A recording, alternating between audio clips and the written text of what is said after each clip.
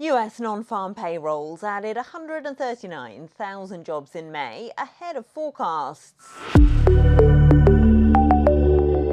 This is Macro Matters, and we're talking the US labour market.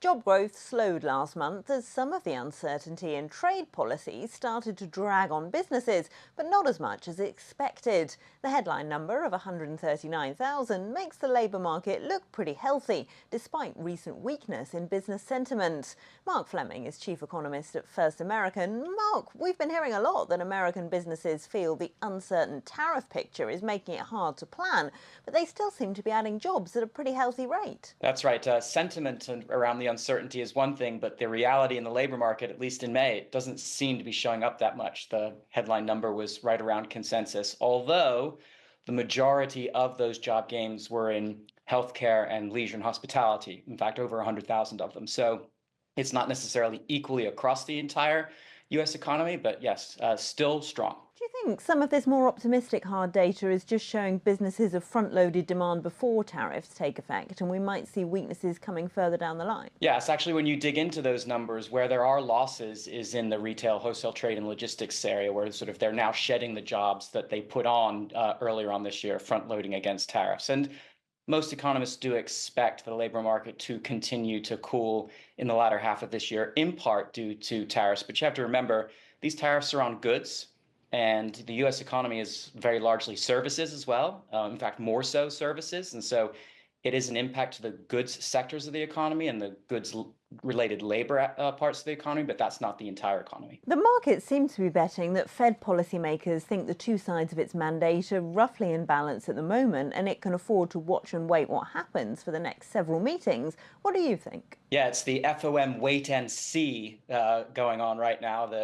This report definitely gives no incentive for them to cut this month in May. So most expectations are cuts will happen later this year. I think what's interesting is the Fed might cut for good reasons or for bad reasons, right? Good reasons would be the labor market is still strong, the economy is resilient to the tariffs in the latter half of the year, and inflation comes down, and so you're easing monetary policy because of the good news on inflation front.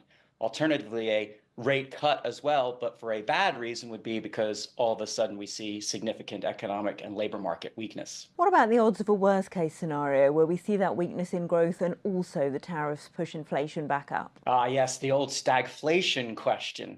I mean, it is true that sort of technically, when you ask economists about tariffs slow growth and increase inflation. So these are the two things that clearly are the combined for stagflation.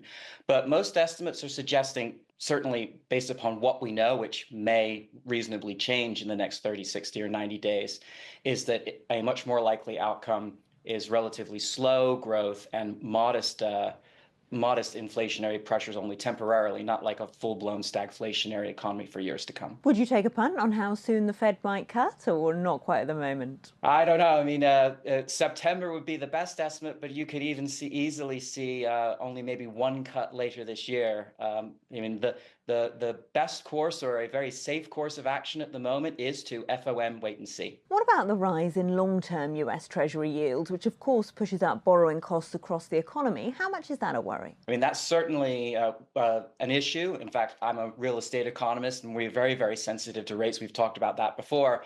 The 10-year Treasury is sort of really stuck around a 4.4% level, sort of regardless of what's going on over the last month or two. And therefore, most rates, certainly long-term rates, are elevated but stable. And in fact, even stable but elevated rates, that's better than volatile rates. What does that mean, though, for the real estate market and potential borrowers?